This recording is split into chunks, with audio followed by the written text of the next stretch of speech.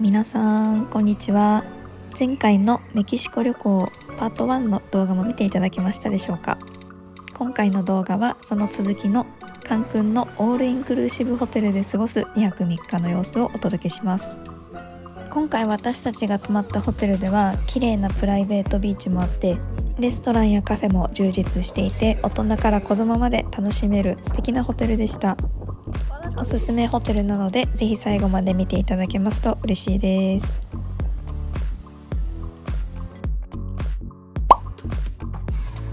ではまずはじめに、今回泊まったグランドパークロイヤルっていうホテルは子供も大人も泊まることができるオールインクルーシブのホテルです。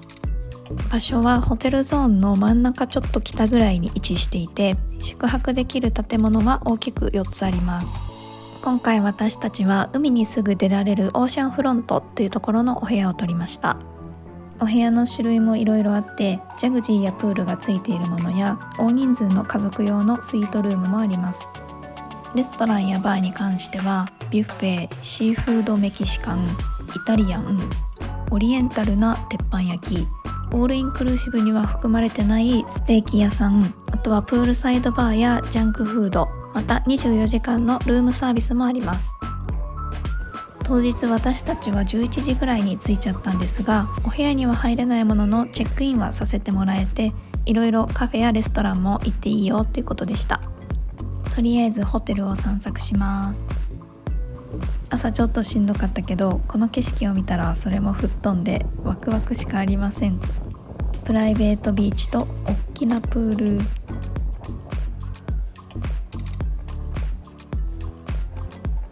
映えな写真スポットもあったり、あとなんといってもホテルの中に何匹も自然にイグアナがいました。かわいい。全然襲ったりしてこないので見てるだけで癒されます。お昼は開店時間が一番早かったビュッフェのレストランに行ってみました。チーズやハム、このデコレーションも美味しそうですね。フルーツはザ南国な感じ、スイカがあるのは嬉しいです。サラダもあります。4つ星のオールインクルーシブホテルだから多分大丈夫だと思いますが、これ以上体調を崩したくなかったので、この旅では自主的に生野菜は取らないということを心に決めてます。でも美味しそう。自分で好きな具材やソース、麺の種類を選べて作ってもらえるパスタもありました。私はまだ食欲がないので、できるだけ火の通ってるあったかい消化の良さそうなものを厳選して選ぼうとしてますが、基本お肉系が多いので難しいですね。お米やグリル野菜、あとこの煮込んだ魚が意外とすごい美味しかったです。食後には美味しいフルーツ、早く直したいな。2時くらいになってお部屋が準備できたっていうことなので向かいます。これは私たちが泊まる予定の建物からの景色です。ついに入ります。ワクワク。入ってすぐ大きめのクローゼットにアイロン、また金庫もついてます。お部屋はじゃーん、広いです。そして綺麗。ツインベッドです。で、ちょっと気になるドアがあったので開けてみたら、お隣さんとの境界でした。あとやっぱり一番最高なのはこのオーシャンビューのバルコニー。もう海の色が本当に綺麗。ちょっと出てみよう。本当にこの海のグラデーションがまた綺麗で、これを見ながらベランダでチルするのも最高ですね。ペットボトルの水じゃなくて自分でホテル内で水を汲むスタイル。棚の中を開けてみるとコーヒーマシーンがあって、いつでもお部屋でコーヒーが飲めます。横の冷蔵庫にはビール、セブンアップ、ペプシ2種類が入ってて、これが無料は嬉しい。スーツケースを置く棚、水回りも見てみます。洗面所は広々してて、洗面台が2つあるのはすごくありがたいです。そしてトイレが個室になってるのもいい。ドライヤーとシャワーも見てみます。中は4人ぐらい入れそうなぐらいのスペースがあって、あとは足とか体だけを洗えるシャワーだったり、上から降ってくるシャワーもあります。シャンプー、コンディショナー、シャワージェルもあります。涼しくて綺麗で本当に快適です。ちょっと休憩で夫は海に遊びに行ったんですが、その間私はもう今日中にどうしても直したかったので、お部屋でゆっくり寝てました。めっちゃよく寝れた。数時間寝てすっきりしたので、私もビーチに行こうと思います。お部屋を出てエレベーターに乗って降りるとすぐビーチへつながってます。建物からビーチはこういう階段を降りてくるような感じになっていて、ビーチにはこういうパラソルとビーチベッドみたいなものが何セットかあります。砂浜は真っ白。わー、海だー。海の水はちょっとだけ冷たいけど、やっぱカリブ海ってあったかいんですね。そして水が超透明。ちなみに今いるのはリゾートホテルが立ち並ぶホテルゾーンの東側のビーチです。波はちょっと高めだけど遠浅な印象です。隣のホテルとの境界線も特になさそう。砂浜にはこういう藻がちらほらあるんですが、そこまで気にならないです。ビュッフェ以外は晩ご飯は基本予約しないとダメっぽかったので、とりあえずデスクで晩ご飯の予約をします。今日は直前過ぎたんですが、明日はイタリアンかオリエンタルが空いてるっていうことだったのでイタリアンにしました。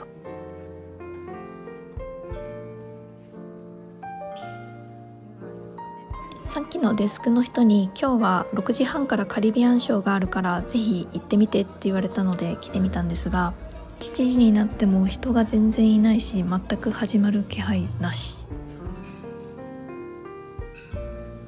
シーフードビュッフェ美味しそうだったんですが、ちょっと私がまたあんまり体調が良くなかったので、そそくさと会場を出てきて今日はゆっくり休もうと思います。8時くらいになってもカリビアンショー始まらなかったんだけど、あれは一体何だったんだろう。まだ9時ぐらいですが、明日を全力で楽しみたいのでおやすみなさい。おはようございます。まだ朝の6時台で朝日は出てません。朝日が出る時間まで待ってたけど、今日は雲が厚そうだったので諦めて明日に期待します。今日もビュッフェの朝ごはんを食べに行きます。ちなみに私たちが泊まっている建物からレストランとかが多く集まっているメインビルディングまではちょっと歩きます。朝焼けの空が綺麗です。今右手に見えているのが大人専用のプールになっていて、インフィニティプールみたいで素敵です。周りにあるバチェラーとかに出てきそうなこのカバナは予約制になってるみたいです。で、さらにプールの中から飲み物を頼んだりできるバーもあります。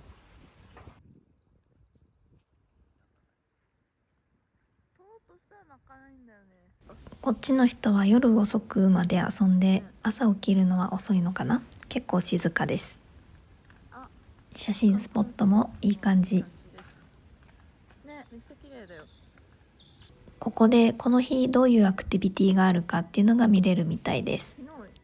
プールではエクササイズやヨガもやってるみたいです。この時間はまださすがに誰もプールの場所取りはしてないみたいですね。今日は鳥に囲まれながら外の席でビュッフェをいただきます。朝ごはんはお昼とはまた違うメニューもありそうな感じです。スモークサーモン食べたいけど我慢かな。メロンはいつもたくさん常備されてます。これとか小豆みたいな感じかなって思ったけど、オラビーンズっていうらしい。なんだろう。今日は昨日よりかは全然食欲があるので、どれを取ろうか迷ってます。ライトの色がちょっとあれですが、パンケーキとフレンチトーストもあります。これは具材をお伝えしたらオムレツをその場で作ってくれます。視聴者の皆さんにも私の体調に希望の光が見えているのはわかりますでしょうか。食べた後はバスタオルを借りて、とりあえずプールサイドの椅子を確保しようと思います。ちなみにお水はホテルの各所にある給水所でこういう風にレフィルできます。お部屋戻って着替えてからはプールサイドでのんびり。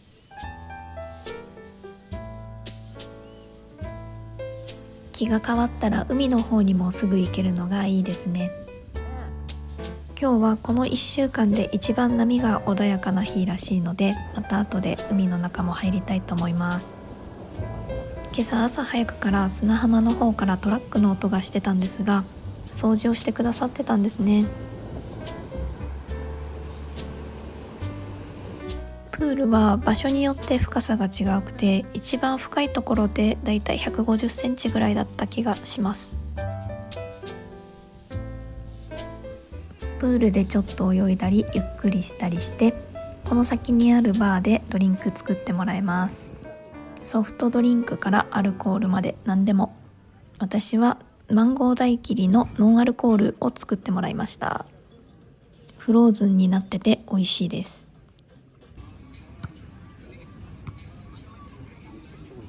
プールサイド近くにピザ窯があって、ここで焼いてピザを提供してるみたい。ペパロニ、チーズトロットロで美味しかったです。12時からエクササイズが始まったみたいです。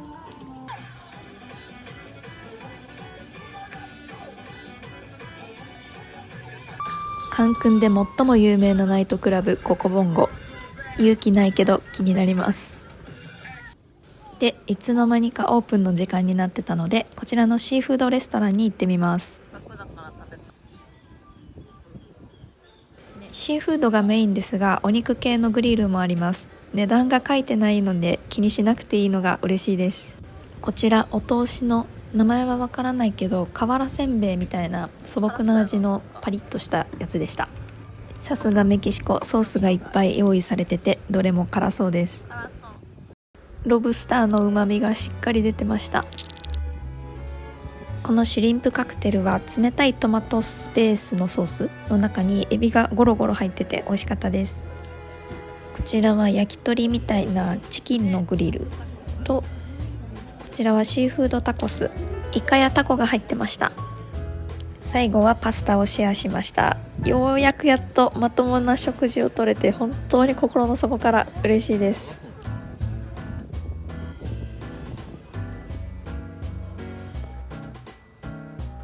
今日はひょっこりしてます。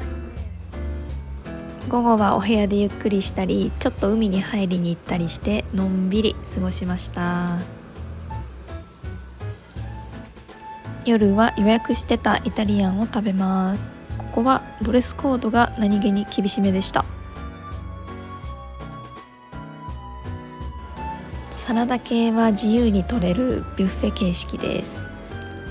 どれも美味しそう。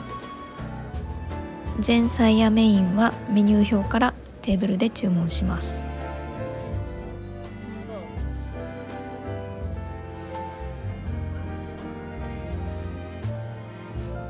私の大好物ボンゴレ、麺がおそうめんみたいに細くて美味しかったです。デザートのティラミスはなんと店員さんがその場で作ってくださいました。このエスプレッソしみしみのクッキーと上に乗ってるマスカルポーネのクリームがすっごく美味しかったです。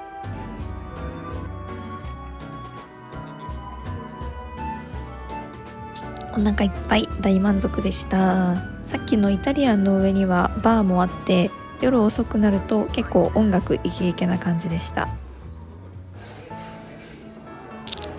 せっかくなので私たちは別のバーでもう一杯飲んでいきます。リキュールの数がすごくて、カクテルはもちろんノンアルのカクテルも作ってくださいました。私のはストロベリーベースのノンアルカクテル、美味しかった。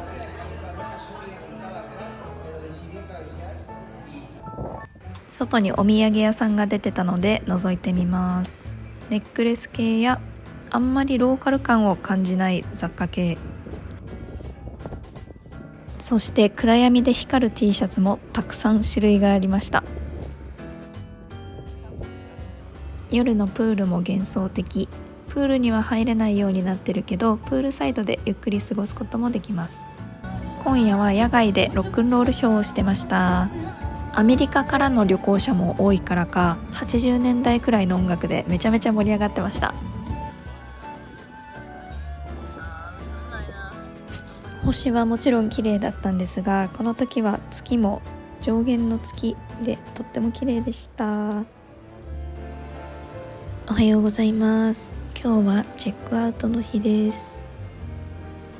今日は昨日ほど雲がなさそうということで、ビーチまで降りて朝日を見に行きます。この空の色一番好きかも。寝起きすっぴんボサボサの状態ですが、こんな状態でも気軽にビーチに来れる素晴らしさ。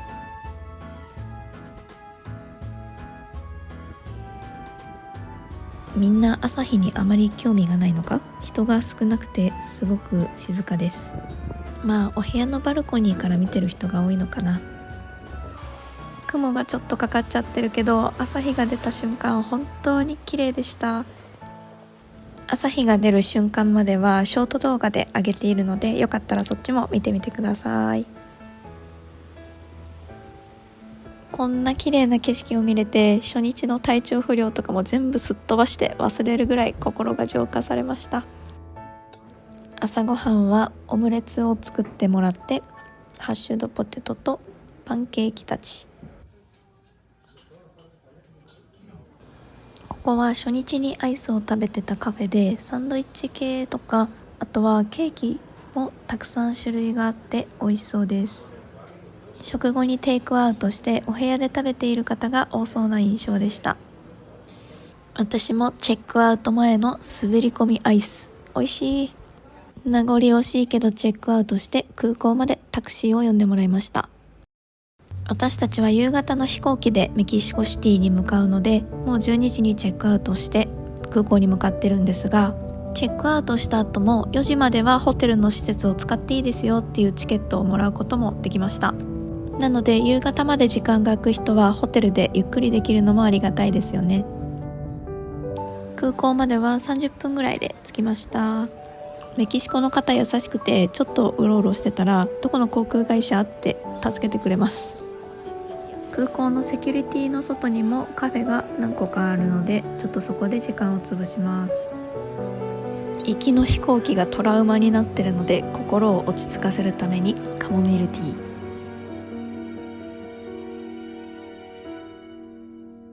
カンクンの空港とっても大きくて、セキュリティ入った後もお店やお土産屋さんがたくさんあります。マグネット1個300ペソぐらいしたり、目が飛び出るほど高いんですが、一応空港の中でもお土産は買えそうです。あとさすがメキシコ、テキーラもたくさん免税で売ってます。フードコートも充実してて、お昼ご飯食べ損ねちゃったので、ここで軽く食べようと思います。結構ジャンクフード系が多いです。夫にブリトーを買ってきてもらいました。ケチャップライスみたいなご飯とビーフと、あとお野菜とチーズが入ってて、とってもボリューミーで美味しいです。国内線に乗るっていうこともあって、館内のアナウンスが全てスペイン語っていうこともあって緊張しながら待ちます。無事乗れました。 LCC で座席指定すると追加料金だったんで、指定しなかったら夫とバラバラになってメキシコ人2機に挟まれてます。非常席の座席だったので広かったんですが、冷蔵庫並みに涼しい。2時間半のフライトを終えてメキシコシティに到着です。今回の動画も最後まで見ていただきありがとうございました。次回はカンクンから一度離れてメキシコシティの2泊3日の旅をお届けします。リゾート地のカンクンとはまた違って、もっとローカルな人々の暮らしぶりが分かったり、博物館や遺跡に行ってマヤ文明の歴史も学ぶことができました。また美味しいタコスの食べ比べもたくさんすることができて大満足です。ヨーロッパ旅行とはまた違う刺激のある旅になりましたので、また次回の動画もチャンネル登録をしてお待ちいただけますと嬉しいです。